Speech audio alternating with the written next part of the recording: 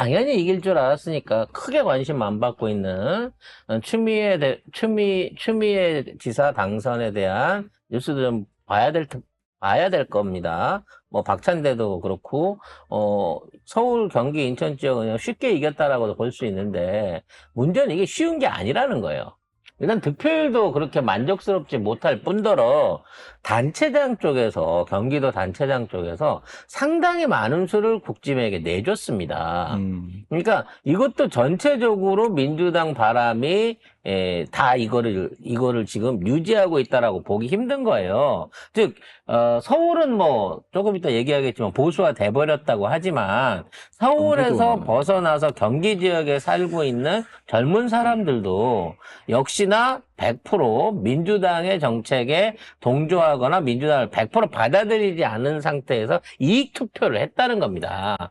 왜냐하면 이건 결국은 인물론 때문에 추미애라고 하는 사람한테 붙여줄 수 있는 상대마가 너무 약했기 때문에 별다른 경합 없이 쉽게 갔지만 만일에 이것도 센 사람이 나왔으면 국짐 쪽에서도 진짜 세게 나왔으면 55% 정도밖에 못 얻는 득표율로는 경기도 다음번에도 쉽게 승리를 장담할 수 없겠다 싶을 만큼 지금 많이 수도권 전체가 보수화돼 있는 표들을 확인할 수 있었다는 점에서 좀 섬찟하기도 합니다. 경기도는 이재명 지사 때부터 이제 민주당 텃밭이었지. 사실은 그전에는 전부 다 국짐이었습니다. 그러네, 그래서 생각해보니까. 성남시, 안산시도 뺏겼어요. 뭐 그렇긴 대통령의 한데 출신지인 연고지인 성남시, 용인시, 안산시 이런 쪽도 지금 국짐당이 신승도 아니라 압도적인 승리들을 거둬가고 있는 거 보면 이제 그냥 경기는 그냥 민주당에 나와봐 이런 식으로 그러니까 생각하고 있는 이런 그 루지함을 버려야 됩니다. 이제는 어디도 안심할 수가 안심할 수 없고요. 없는데 네. 그 경기는 또 지방에 따라서 좀 다르잖아요. 다르기는 한데 어쨌든 위쪽 지방은 좀 더 보수적이고 뭐 그런 게 있었는데 지금은 뭐 그런 것도 아닌 것 같은 게 뭐냐면 추미애를 찍은 사람들도 지금 보면은 국짐 시장을 찍거나 뭐 이런 식이에요. 이익 투표를 한다니까. 그렇죠. 이제는 1번 찍었으니까 쭉 1번 줄줄이 찍어주는 게 이제 없어요. 이제 그런 거 없어요. 근데 정신 차려야 여기에 돼요. 여기도 경기도잖아요. 그러면은 김용남 묻은 게 생각이 안 나겠냐고. 효과가 당연히 이게 들어갔겠죠. 경기도당에서 이번에 진짜 역대급 진짜 뻘짓을 했잖아. 폐륜적인 행위를 경기도당에서 얼마나 많이 했어. 그 지지자들하고 그 당원들한테. 그게 여기까지 간다는 지들은 거니까. 무소속 가서 전북 가서 밀고 있으면서 당원들이 싫다 김용남 싫다 그랬더니 해당행위라고 차단해서 징계하겠다고 리바건줄 당을 공문을 썼어. 나가라잖아. 공문을. 리바건줄은 당을 나가래잖아. 이게 말이나 되나? 네가 뭔데? 씨, 너나 나가. 리바건줄 민주당이 어이가 언제 없어서. 얼마 됐다고? 언제 얼마 됐다고? 지네들이 어이가 없어서. 지금 민주당 안에서 무슨 주류 세력을 이루고 있니 어쩌느니 큰 소리 치는데 니네들 숫자 전체 민주당 당원의 10% 절대 안 돼. 표결을 필요로 하거나 당원들의 선택이 따라붙어 있는 선거에서 니들이 이길 가능성 전혀 없고 이제 니들은 말 한마디로 꼬리표야, 꼬리표. 이제 앞으로 민주당 안에서 이번 지선을 지켜보면서 또 다시 리바건조하고 손을 잡거나 걔네들하고 엮이려고 뭔가 연합을 하는 놈은 무조건 다음 총선에 공천 없다라고 생각해야 될 거예요. 근데 리바건조하고 문자 주고받다 걸린 김민석은 리바건조하고 계속 그거 뭐 부인도 안 하잖아. 그리고 왜 안 까? 걸려가지고. 다 갖고 있는 언론사에서는 왜 안 까냐고.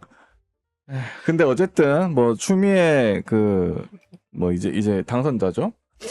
그 경기도지사 당선자는 최초의 여성 광역시장이 됐습니다. 아, 이게 또 이거는 최초인가요? 진짜 최초입니다. 여성 광역시장 나는 있었던 것 같은데. 기억이 안 나. 없어요. 최초예요. 그래서 이게 굉장히 역사적으로 의미 있는 그런 선거 결과가 됐습니다.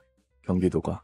그래서 경기도도 사실은 저쪽에서 추미애를 너무 체급적으로 높게 평가해가지고 안 나서서 그렇지 진짜 짱짱한 사람 나서가지고 진짜 아니란 말로 혹시 김문수라도 나와가지고 여기 진짜 이름 올렸다고 치면 과연 추미애라고 해서 이번처럼 낙승할 수 있었을까라는 걱정이 된다고. 그러니까 그냥 민주당도 이제는 각 지역마다, 각 지자체마다 전부 다 제대로 된 인물론들 세워가지고 평가받고, 세분화해갖고 그 지역에 해당하는 정책들 만들어가지고 직접 공략하지 않으면 저쪽 애들이 내세우는 절대적인 공약인 부동산에 당할 수가 없는 경우가 계속 생긴다는 거예요.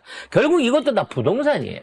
경기도 그렇고 서울도 그렇고 국진당이 표 많이 얻은 데는 전부 부동산 이슈하고 연결돼 있는 지역들이 전부 다 표들을 싹쓸이를 해갔어요. 서울 얘기를 좀 해봐야 될 건데 일단 석패한 것도 짜증이 나고요. 오세훈이 그 많은 비리 의혹이라든지 이번에 실제적으로 토목공사 부실 사고나 고가 붕괴 같은 사고가 있었는데도 불구하고 강남 3구에서 몰아준 이 60% 넘는 이 투표율은 답이 없다. 정말 학이 떨릴 정도로 엄청난 응집력이었다고 생각을 합니다.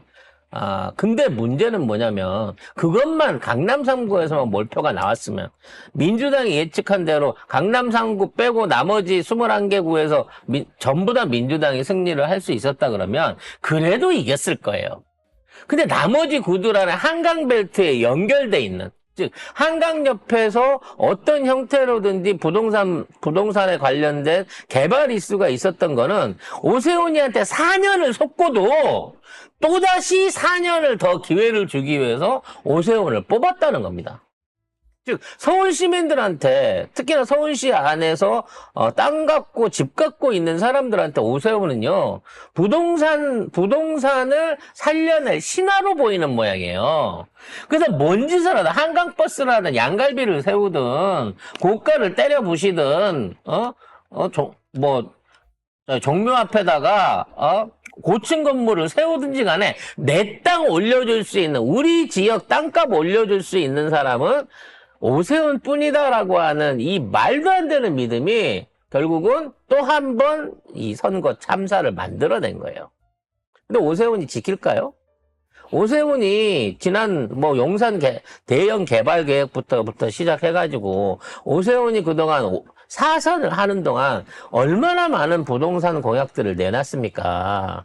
그 공약들 중에 강남에서 토지 거래 허가 지정한 거 풀었던 거 말고는요, 부동산 상승을 견인하거나 개발이라든지 이런 걸 통해 갖고 부동산을 견인한 사례가 한 번이 없어요.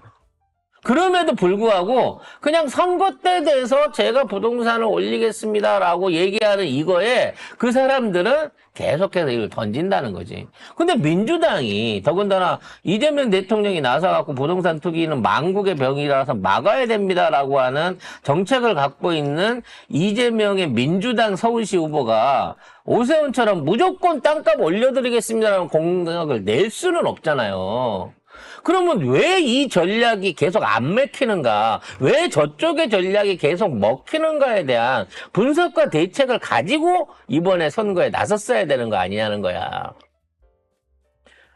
오세훈은 계속 부동산 관련된 정책만 물고 늘어지고 2030만 물고 늘어져가지고 결론적으로 이 말도 안 되는 불리한 전쟁에서 서울시를 그대로 유지하고 자기 자리를 지켜냈어요.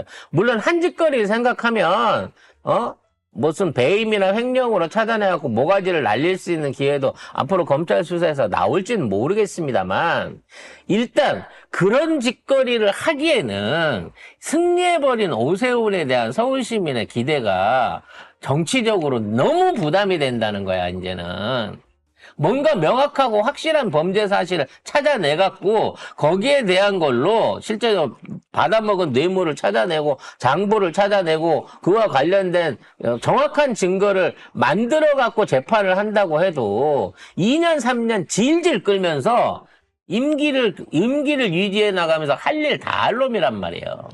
그러고 나서 2년만 지나면 어떡하겠어요. 총선으로 튀든지 아니면 미리 조기에 사퇴를 하고 수사를 받아야 될 입장이 되면 조기에 사퇴를 하고 나 앞으로 대선 후보 당대표 갈 거야. 내가 보기에는 앞으로 오세훈 2년밖에 이거 서울시장 안 합니다. 5선째 됐어도. 왜냐면 서울시장 임기를 끝까지 마치고 갈 이유가 없는 놈이거든요, 이미. 근데도 불구하고 부동산 이슈가 통해서 또 당선이 되고 말았다는 거죠. 네. 참, 그리고 캠프도 보면은 이해식 의원, 선대위원장, 그 다음에 영등표에 유이재명 걸었던 최현일 의원, 이 선대본부장, 이 사람은 초선 아닌가? 뭐야, 오기형, 이정헌, 뭐 이런 사람들로 서울이 된다고 생각하나? 이거 쉽게 누가 말해서 캠프를 꾸렸는지 인물론이 나는- 너무 인물이 처진 거예요. 아니 좀 유명한 사람이도 하나 있어야 되지 않아? 사선의 오세훈이라고 하는 기본적인 인물의 지명도에 비춰가지고 정호도 잘 모르겠는데 구청장 출신에다가 주변에 같이 어울려 다니는 애들이 다 임종석 똘만이거나 아니면 듣보잡인 초선 의원들 이런 사람들만 그 캠프에 붙어 있었고 그렇기 때문에 대외적으로 얼굴을 해줄 수 있는 이러한 사람이 동원되지 못하는 것도 선대위원장이나 같이 공동 나서가지고 공동으로 유지를 해줄 수 있는 게 없었던 것도 사실은 이것 자체가 교만인 거예요. 그렇죠. 맞아. 그냥 민주당이 낸 후보니까 서울에선 뽑아주겠지. 되겠지. 오세훈 못하니까 어? 뽑아주겠지. 이거 내란도 극복한 서울인데 당연히 뽑아주겠지.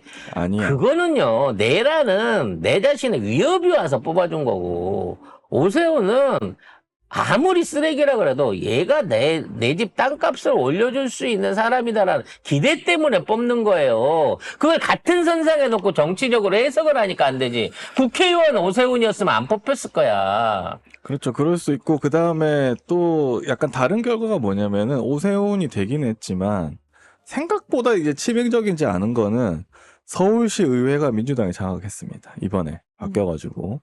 근데 왜 의회는 장악을 했는데 시장은 적겠느냐는 그러니까 거지. 중간에 몰표가 나오는 거지. 저기 그 지역 그쪽만 막 몰표가 나오니까 그쪽에서는 오세훈 표가 계속 나오고 뭐 국짐이 되고 이러니까 그래서 다행인 거는 뭐냐면 이번에 그렇게 함으로써 예산 심의나 조례 제정 각종 사업 승인이 이제 시의회에서 막을 수 있게 되는 거예요. 그러니까 아우, 천만다행이다.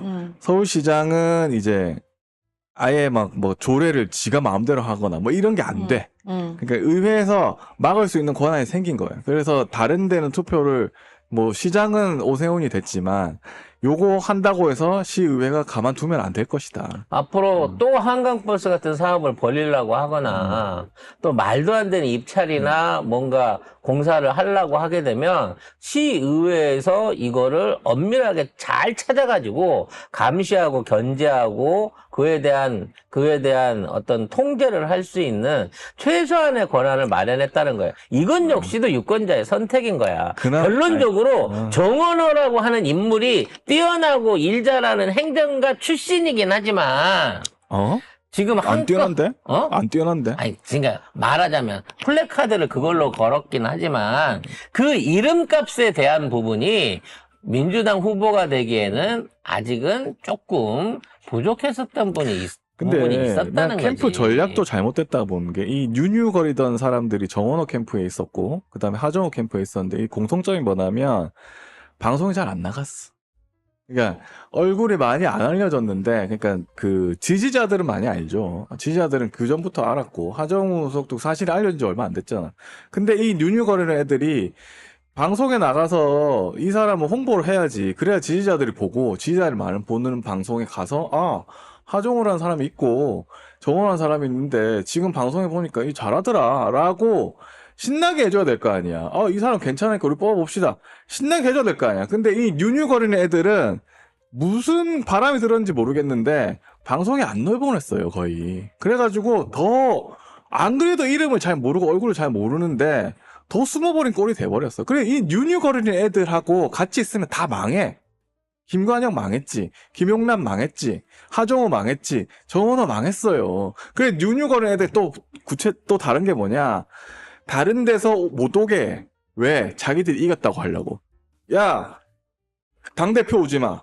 왜? 그렇지. 우리 거니까. 네가 와가지고 잘 되면 네가 다 가져갈 거지. 네 공으로 할 거지. 그러니까 얼마나 이런 놈들이야. 시급이냐고. 이제 막 신행 그룹이 내가 모든 인기는 내 걸로 독점하고 싶어가지고 쉽게 말해서 선배들이나 힘줄 수 있는 앞에 유명할 수 있는 사람들의 간판을 하나도 안 갖다 썼다는 거야. 근데 저는요, 그렇게 캠프를 꾸린 그 후보의 탓이 제일 크다고 생각합니다.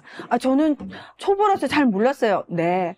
그것마저도 너의 책임인 거고요. 정무 감각이 그거밖에 안 되면은 이런 시련을 겪는다는 거 이번에 확실하게 알고, 내가 주변에 사람들을 잘못 뒀구나를 명확하게 깨달아서 빨리 개과천선하셔야지 앞으로의 정치인으로서의 길이 보장이 되는 겁니다. 그게 아니면 큰일 납니다. 정말 큰일 납니다. 그리고 저는 딴 거 다 떠나가지고요.